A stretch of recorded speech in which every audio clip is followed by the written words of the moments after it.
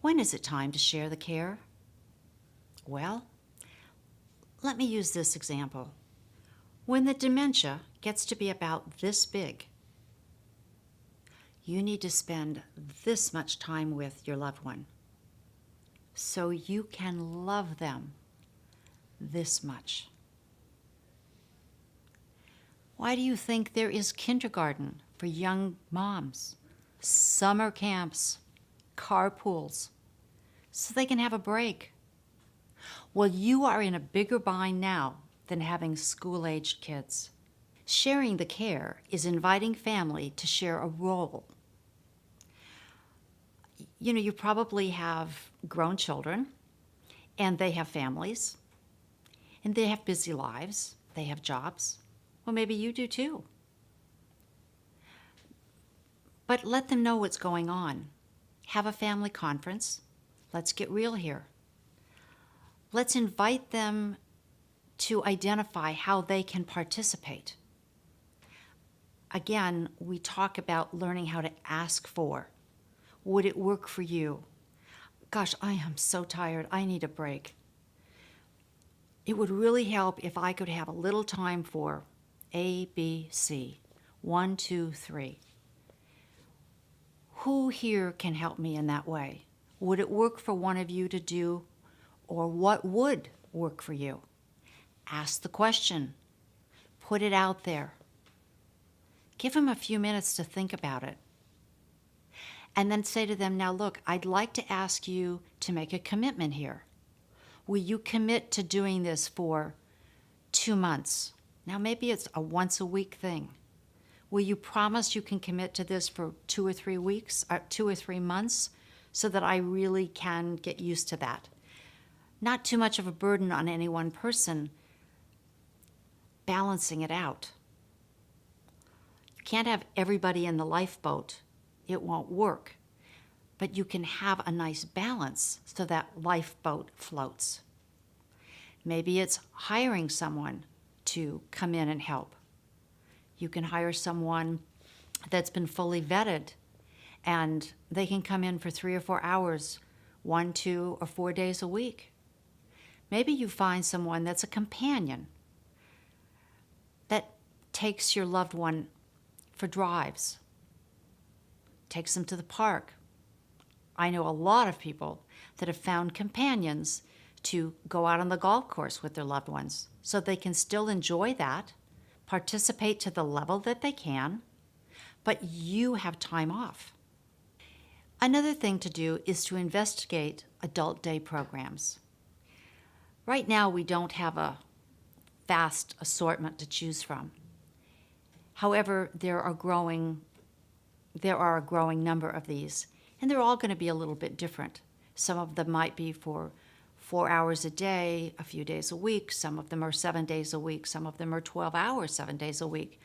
And so think of it as it's a day program for children that you send your children to. This is for adults. This isn't where people sit around and drool together, okay? I'd like you to clear that image from your mind. A well-structured adult day program has a lot of activities, and they're skewed for the abilities of the participants. You need to do your homework and research these. Some of them are covered by long-term care insurance. Sometimes you can get a scholarship from the Alzheimer's Association to help you pay for it or part of it. And the price is going to run anywhere from $45 to maybe $100 a day. Depends on where you live, how much time you want to use. Here's the benefit. An adult day program is a stimulation for your loved one. It's a social interaction. They have some diversion. And bonus point, you have time off. Now maybe that's the time that you can really do your 19 errands unobstructed, get them done, and even sit down and have a cup of peace. Maybe it's a chance to have lunch with friends. Maybe it's a chance to just stay at home by yourself where it's quiet. Please look into it. I'd like to tell you about my family's experience with the Adult Day program. I did all this research for my dad, Mr. Fix-It, and I found a wonderful program for my mother. And he said, oh, no, your mother won't like that. Dad, they have all these different activities during the day. And she can go. We can drop her off in the morning, 10 o'clock. My mom was a late riser. We can take her at 10, pick her up at 1:30 or 2. Oh, no. I know your mother won't like that. And it's true. My mother wasn't a particularly social person. She wasn't antisocial, but she wasn't the ladies who do lunch social either. However, that was the old mom, not our present mom. And another thing, they don't always get to vote anymore, all right? Well, when my father had his health crisis and I was there taking care of both of my parents, I enrolled my mother in this day program. And I started with 1 day a week for 5 hours. I took her, and they had a bus that would bring her home. And the center was only about 15 minutes away. And they had a professional on the bus with all of the participants, along with the driver. So about 2 o'clock, my mother would come in, and she would tell me the most amazing stories about her day. None of it bore any semblance to reality, but my mother had had a fabulous time. And then she would go and sit in her blue leather recliner, pick up her paper, and have a nap. I thought, wow, this is great. I'm going to get Mom into this 2 days a week. Fast forward, I got Mom into this the 4 days a week that they were open. And it was fabulous. At one point, my father was back from the hospital, back at home, and Mom was in the day program. And he said to me, wow, I can't believe the difference in your mom. She's so much more relaxed. And she was sleeping at night. I said, Dad, Mom is stimulated. She's interacting. People are paying attention to just Mom. There were 6 people professionally engaged with 20 people. Wow, talk about one-on-one attention. They had such a great time. So I learned as the adult daughter, the adult child, I stepped in and said, Dad, this is going to be the new way we share the care. This is great for Mom. And I need the break because I'm also taking care of you in and out of the hospital, skilled nursing, and back at home. It was marvelous. And so I really want to invite you to open up your thinking just a little bit. Open that door of resistance just a little bit. Check it out. See which one you think might be a fit. Oh, and let me guarantee you right now, you're going to walk in that door and the first thing you're going to say to yourself is, my loved one is so not like them. They probably are. Why don't you give it a chance? Let them be among equals. I guarantee you, you'll be pleasantly surprised. Oh, and here's another thing. 95% of the time, they'll tell you that they had a terrible time and they're never going back to that place. But here's what I know. If you stand off sides, or where my mother was, they had a 2-way mirror, I could stand there and see what was going on at different times. My mother was totally engaged. I can't tell you how many family members have told me that they stood offside or could look through another window and see what their mothers or fathers, husbands or wives were doing.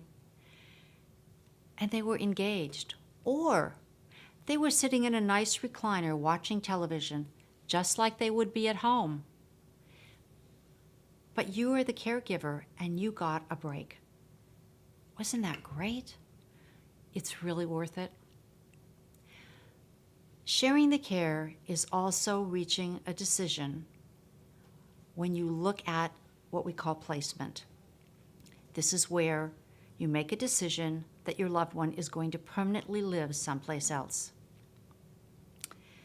I know for a fact that this is the most difficult thing you ever contemplate and the most difficult thing that you ever do.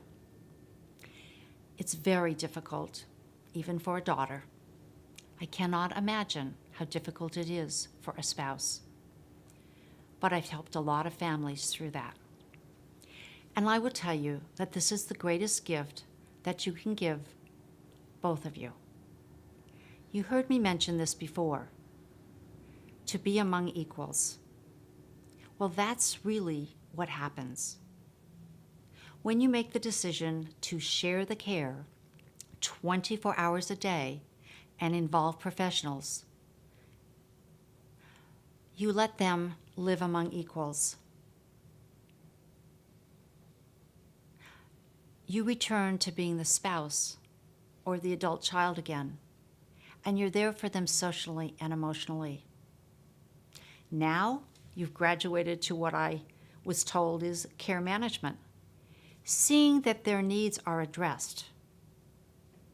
Believe me, sharing the care through placement does not mean you are abdicating your responsibility for their well-being.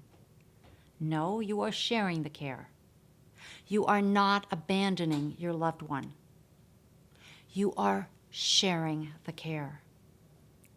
In one of our conversations, I read the Alzheimer's poem, where the loved one with the diagnosis is asking their care partner to always be there for them. When your loved one is asking you to not abandon them, what I'm imploring you to hear now and come to fully embrace is that sharing the care and eventually placing your special love in a day-to-day care with professionals is not abandoning them. It is sharing the care on the professional level that you and I are not qualified or physically capable of providing any longer.